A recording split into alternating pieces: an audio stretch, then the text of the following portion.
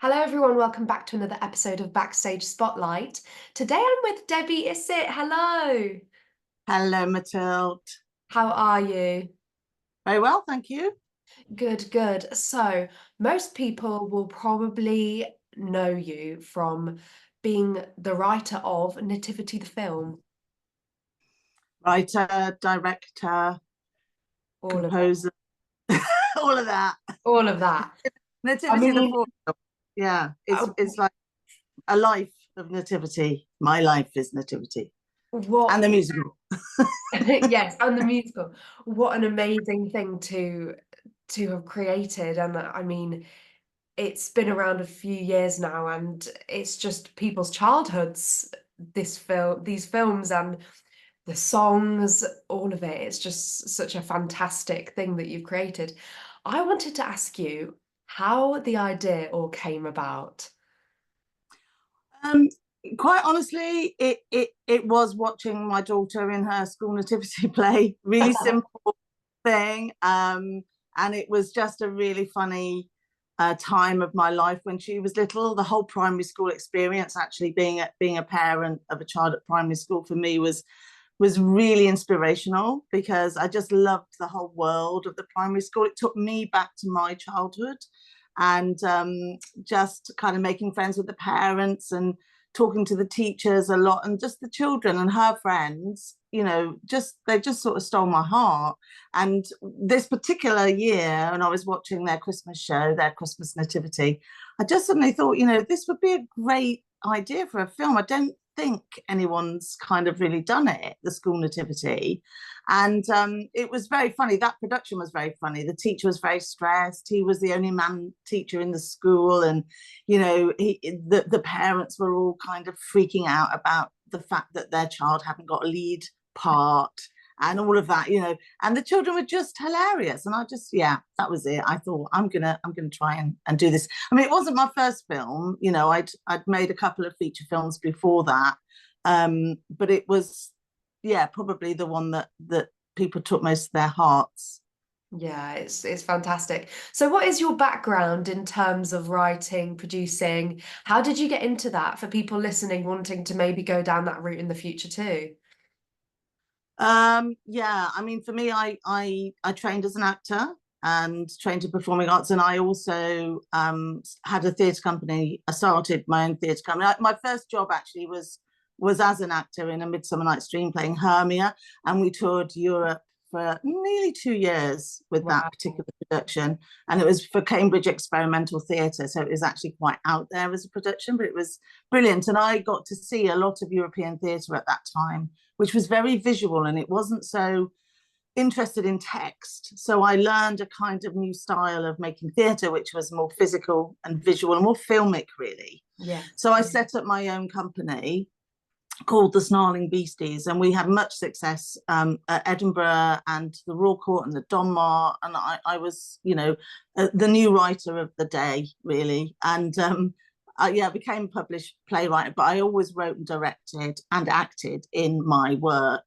And that we toured the world with that company for about 15 years.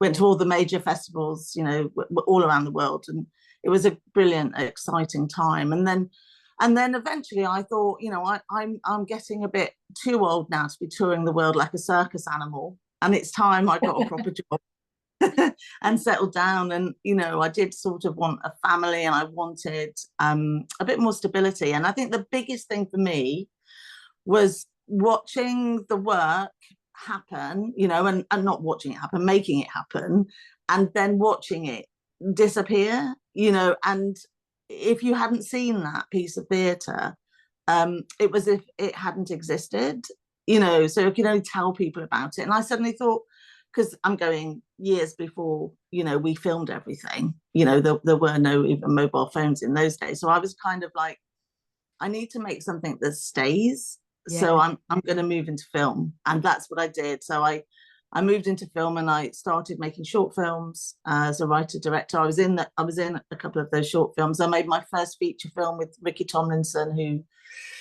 who was in the royal family, Jim Royal. A lot of people might know him years ago from Brookside as well. But I made a film called Nasty Neighbours, and that went to the Venice Film Festival, and I got a bit of attention from that as a new filmmaker. And then I made a wedding comedy called Confetti with some brilliant British actors like Olivia Colman and Martin Freeman, and all of those guys that kind of made me realize this was probably my forte now, and that's what I was going to do. I was going into film full time.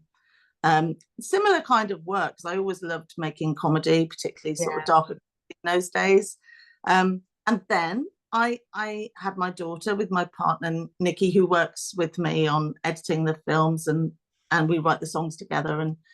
And our daughter became kind of inspirational for me, because the tone of the work that I wanted to make was no longer so dark. I was so happy and felt so positive about having a child that my world sort of became a brighter place, to be honest, and I wanted to sort of spread the love. And that's how Nativity happened, really. So, so lovely. So when you made that transition from theatre to film, how did you feel about that? What was the challenges and the difference between both industries, sort of? Well, I think you'll know yourself that our industry, entertainment industry, whatever form, is tricky. It's a tricky one to navigate. It's not always easy. And when you want to make a switch in your career from theatre to film, or anything, other way around or whatever, there are blocks. People do put blocks in your way. They say, well, it's a completely different medium. You'll have to go and retrain, or they tell you all kinds of things. But my strong feeling, my strong instinct was, I'm a storyteller, and I can tell a story in a book, in a film, in a play, and that's really what counts. So of course I had loads to learn. I had to learn lots and lots of different things when making film, but I held on to that idea that for me, telling the story and working with actors, whether in theatre or film, is my forte, and that's what I love to do. So I just sort of pushed through all of those blocks, really, and yeah, decided I was going to do it regardless of what anyone said. It's that determination to just stay in your own lane and carry on with your vision. And I think a lot of people do get swayed by obstacles and stuff, but it just goes to show that if you do stick at it, you can become really successful. I think so. I think what it is kind of, you maybe only get it when you're a bit older. I think I would never have imagined I could be a filmmaker when I was 19 or 20, or even when I was 25 and working in theatre. I think for me, it took me till I was about 30 odd to decide, actually, I'm not going to let anyone stop me. The only person that can stop me is me. And I'm not going to let myself be stopped. And I think that kind of, once you get those epiphanies in your life, they don't go away, really. Yeah, it's great. And what would you say that your process was when you are writing, from the idea to the end production? Yeah, I mean, it's an interesting question. I Because I had this theatre company when I was younger for so many years.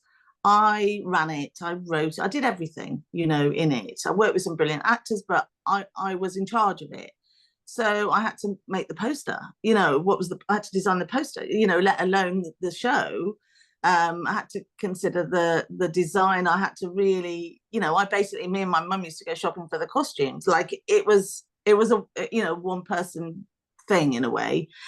And I think that's never gone away either. For me, kind of seeing the poster is often a starting point. The title, the poster, the concept, the idea, the ding moment, is the thing that drives me, and then I make it. And I take millions of notes. If I need to do research, I do research. I work very closely with actors as soon as I can, although sometimes that's not always possible. I love to workshop. I love to improvise, or collaborate with the actors on improvisation, just because it's way more fun. And actually writing, although obviously I do tons of writing on my own, reams of it. I rarely share that, you know, so I know I've got the story, I've got the characters, I've got the script, I've got the plot, I've got all the information, but I tend to just leave that in my head then once I've written it all out, Yeah. and don't share it, so that everybody's working on their feet and we're all working with my instruction for the ideas, and it's just a fresh, fun way of working. Yeah, it sounds really interesting. And like watching films like, for example, Nativity, where the children and all of the actors, it's so realistic. It is what you would get if you walked into a British primary school. And how I'm so intrigued to know how much improvisation there was there and how you worked with the children, the adults to create those scenes. Yeah. Well, I mean, it's there's no script, you know, but it's in my head. Yeah, So it's just about saying to, well, the children, you know, they were very young, a lot of them. yeah. So some didn't realize they were even in a film as such. Apologies. That's the dog. Um, but it was yeah, it was a case of kind of really leaning into the characters, making them understand who they were, and just letting them be, you know. So I didn't give them lines unless I really had to. I Yeah, just let them be themselves. And with the adults, you know, it was a case of the relationships being key, really, yeah, between them. You know, Martin Freeman went into a primary school. You know, we set it up so that he could go and teach in a primary school for a bit as research.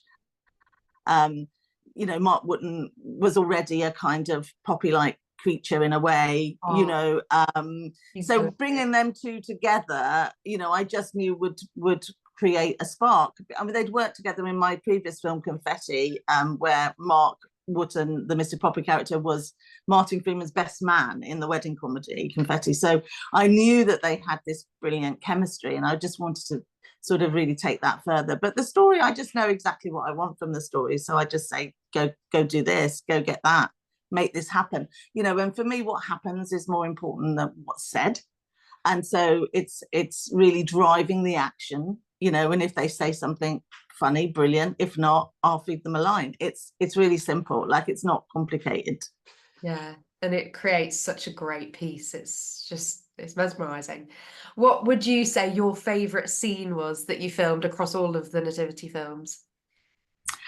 I mean, there were so many. I mean, there's just been so much hilarity on the set because of the kids, I think, and the animals. You know, we bring Yeah, animals to it, and things never go to plan. But because I am the author of the work, I can change it, you know, on the spot. I can just say, okay, well, that's happened. Let's go with that then. Or let's change this idea then because this is going on now, or that didn't work. So it is a very creative process. And a lot of films, you know, you're told where to stand, you have to hit your mark, you know, there's a yeah, lot of green screen and it's very technical, you know, whereas my films aren't really technical. But I think one of the most memorable moments for me was flying the little boy who was Angel Gabriel from the top of the cathedral spire, because it was amazing to bring in. We had Flying by Foy, which are a really well-known flying company that work in theatre as well, but they brought in their huge, great big kind of flying rig and set it up behind the cathedral. I think the people of Coventry were thinking, what's going to happen here? And, you know, we filmed at night, and at first we had a stunt double. But when I saw her, she was a woman, and she was too tall. I was like, that's not going to work. So I asked Bernard, the actor, would he love to fly down Coventry Cathedral spire? And he looked a bit scared, but he went, yeah. So I'll just go and talk to your dad. So talked to Dad, and Dad was like, oh yeah, if Bernard's happy, I'm happy. Because obviously the Foy company are, you know, the health and safety checks have all been yes. done. It's fine, but still it's a long way up there, you know. And it was just a really magical moment when Bernard literally flew down dressed as Angel Gabriel in the nighttime with the stars. You know, it was fabulous actually, and we did it a few times, and he ended up loving it. I think the first time he was a bit scared, but he loved it. Yeah, it was just a magical moment, and I think there are plenty of those. We shot in New York for Nativity 3, and there were some fantastic moments. It was freezing cold, but it was, you know, it was all conducive to to what we were doing. And I think that as a filmmaker, for me, I like to create the conditions which make the thing more believable. So if it's set somewhere, we go there. You know, we try not to use trickery. We try and sort of make things happen. So hence taking the children to Hollywood in the first Nativity, you know, and imagine those little children, they were just in, you know, an ordinary primary school, and the next day it was like, okay, two of you are going to Hollywood, you know, next week. Which two shall we pick? You know, that was actually quite a tough decision, but we did, and off they went, and it was, you know, it was amazing. So all of that, where are we? And look, the Hollywood Hills, you know, it's all happening for real. So it's Yeah. a little bit like documentary in a way, but yeah, but with added comedy. Yeah, it's brilliant. So then you went on to adapt the film to be a musical. How Yes. did that transition? Because obviously, well, I don't know about this, but was there a script for the musical? Was it more set in stone with it being in a theatre, needing like the set, the props? Well, what happened was, in the same way that I always work, I workshopped it. And the thing is, because it was an adaptation, there was more of a script that existed.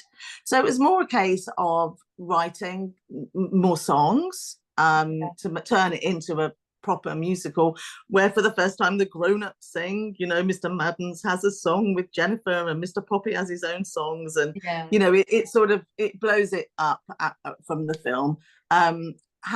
Had a couple of workshops with no, you know, with using improvisation, and then sort of slowly through rehearsal you hone down exactly what you want, and then there's a script. Yeah. Then there's a script for the technical side, really. I Yeah. mean, the cast always, we've done 4 seasons of Nativity the musical, and it's always changing.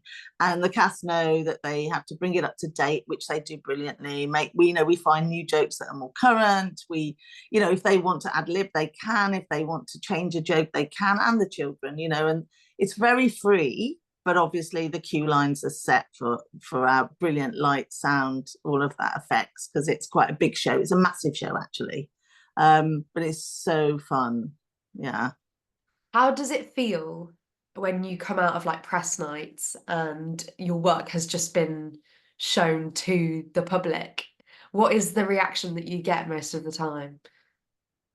I mean, I'll be honest, you know, our the Nativity in the musical has just been a massive hit. Like, you know, people go to it because they either love the film or they've heard about it, and they go as families. You know, Granny goes, mum, dad, kids. You know, says teens go because they saw it when they were 7, whatever. So you know, you get the whole. Everybody goes, and they go because they love it, and they want to remember it when they were little, or they watch it every Christmas, and I think a lot of people with the show say, I love the film, but the show's better. And I think the reason they say that is because obviously it's live and it's in front of their eyes, and the children are so amazing because they're doing 8 shows a week like any professional adult performer, and they're knocking it out the park, and they are cast in exactly the same way as the film kids were cast.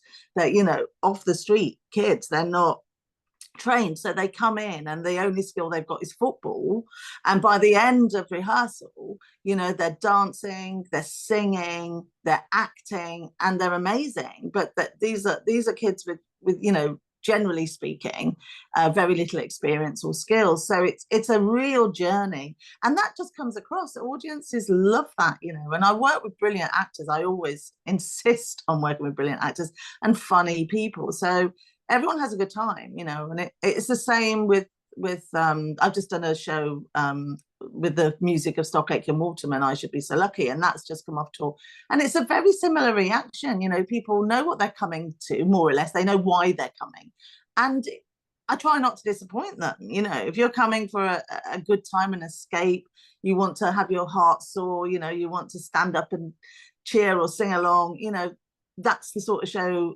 that was too. And it's like, I love that. I love the audio. I mean, the press, you know, I take no notice of, but the audience, sitting among the audience, whether it's for one of my films or one of my shows, it's all about them for me. And if they've paid money, which of course they usually have quite a lot of money, then I want to give them a really good experience, a really positive experience. And it's hard work to make that happen, but that's the job. So that's what we try and do. Yeah, it's great. What's on the cards for the future for you? What's coming up? I don't know whether I'm allowed to say what's coming. Oh, So I daren't, just in case. I always forget to ask, but am there's I allowed to? exciting things coming. Yeah, there's a new show coming from me next year, which is really a little bit different, but I am really excited about that. There's TV and film, so all of that's coming. Yes. Fantastic. Great. And if you could have like a dream job to work on in the future, and it's something that you would never imagine doing, but you managed to do in the future, what would that be? I don't know, because I suppose honestly, I have been courted by Hollywood studio, companies. I've been flown out to LA. I've been handed major movie scripts to look at as a director. And I have come home and decided I want to do my own work. So that's me. I think other people would be like, you are mad. Like, why have you turned down, big money, big projects? And I think it's not that I don't value those things, the projects. Like, it probably would be brilliant, but I have a lot of things to do in my life, and I want to do them myself on my terms. I think that's what it is. I don't want to be, yeah, answerable to other people, because then it diminishes my personal touch or my voice or my vision. So yeah, I hope my dream really is that I'm allowed to keep making work on my terms. That's my dream. Yeah, what a fantastic goal and dream to have. So now coming at it from like a different perspective, being the mother of Sydney, who we obviously had on the podcast a few weeks ago. How is it having a daughter in the industry too? And what advice would you give to other parents in that position? Because obviously it's quite a volatile industry and it can be hard at times. What advice would you give? Yeah, it's hard, isn't it? So many of my peers say I wouldn't, I redirect my child away from the industry, because, we know firsthand how hard it is. But, passion is passion. And if it's in your heart that you want to perform or write or direct or be creative in any way, I really could not stop that and would not stop that, and I would wholeheartedly encourage it, because it's a way of expressing yourself. And the situation even in schools now, they're trying to take away a lot of music and creativity from Yeah, education. And it's creativity is a life force. It's a very positive force. It's healing. It's important, and it matters to other people. If you create something, it's important to other people, so it's altruistic as well. And I just think if Sydney wants to do that, then she has my full support. She knows, because she's been brought up in the business, how disillusioning it can be, how fake it can sometimes be, that there's kind of very few lucky breaks in this business. So she knows it's about hard work, getting on with it, being realistic, having tenacity, determination, dedication, not expecting too much, managing your emotions, managing your finances, working mostly, somewhere else while you're trying to get a job, that rejection is tough. She knows all of these things. I know all of these things. But if ever she wanted to stop, she would have my support on that as well. But I kind of feel like I wouldn't be able to stop. I'd just die if I couldn't do what I did. And I think she's like that. And I think, I think if it's in you, it's in you, and you'll find a way. You'll find a way. for sure. Talking about how hard the industry can be in terms of auditions, if you've been on panels in the past, what is that spark that you look for in someone who enters the room? I really, really couldn't do auditions myself. I did a few, but I hated them. So I have so much respect for people that come and audition for me. You Yeah. know, I kind of almost don't know how they do it. I'm in awe of every person that walks through the door when they come and see me. And I try and have a process, an audition process that is way more fun. So Yeah. again, I use my workshop to audition wherever I can, so that people get a chance to play and have fun and show a bit more of themselves, and not be too rigid, be flexible. It's Yeah. terrifying for some people, because I do just say that or just do this, and they're like, huh? Yeah. What's that? But it's important, because it means they get a chance to show something. And so even if it doesn't go their way, they feel like they've done something fun and good, some good work, Yeah. and that's really important. It's like, just come and enjoy it and get something from it, rather than it all being about, am I right for this part? Just come in and get something from it if you can. It's Rejection is horrible, and it doesn't matter how you paint it. Oh, you just had the wrong color hair. It doesn't matter. It hurts. And it's a tricky part of the industry for me. On the panel, I find it tricky, because I don't want to upset people. I know what it means when they don't get it. I know it means maybe they can't pay their rent. It means a lot. And so it's tricky, but I try and make it a positive experience for myself. And I think if people come in and are open, that's the main thing. Just be open, be honest, be Yeah. real, be you. Yeah. It's so cliche, but everyone says it, and it is so true that if you do go into an audition and you try and be who you think the panel want you to be, it almost creates like a barrier. Yeah, And your workshop technique of getting them involved, and it almost shows you what they could be like in the room when you're working with them, and that's really important. exactly. It's a bit like a little mini bit of rehearsal in a way. This is what it'll be like to rehearse with me, because it also is about whether they want to work with me. I mean, let me tell you, Matilda, not everyone does. you know so it's not for everyone, my process. And I'm not for everyone. I can be very blunt. I think I'm hilarious, but not they don't always. So it's a two-way street, and Yeah. I'd encourage that as well. Go in and see if you want to work with that person as well. It's not all about them. Don't empower. There's too much imbalance of power in this industry. And a lot of the time performers feel very vulnerable, and we should all be respectful of that and understand that we're all in this together. We need each other just as much, and it should be a two-way street, and we need to be much more collaborative. Yeah. Yeah. It's really important. And auditions are tough as it is. It's just Exactly. so important to know that they're human, you're human. It's all about just the relationship you have at the end of the day, and that everyone's having a good time. Exactly. The last question I always ask all of my podcast guests is, if you could nominate someone to come on and impart their knowledge, can be producers, writers, performers, backstage, on stage, to come on the podcast and I'll reach out to them, who would it be? Why didn't I think of this before? I don't know. I've worked with so many brilliant people, like really genuinely. It's so hard to think who the best person might be. I mean, I think trying to think of people that might be useful to your listeners, particularly maybe people who are just kind of starting out or things Yeah, like that. really Who's kind of doing stuff that's, I don't know. Oh, I feel like I'm the only person that can't answer it. I'm failing. I don't know. I know Sydney said Matthew Rowlands, didn't she? And he is brilliant, actually. He's a really fun, but someone like Callum Train would be really good, I think. Okay. Callum Train, trained at Lane. He's rising through the ranks, but I worked with him as he was my dance captain on one of the Nativity the musical shows. And Yes.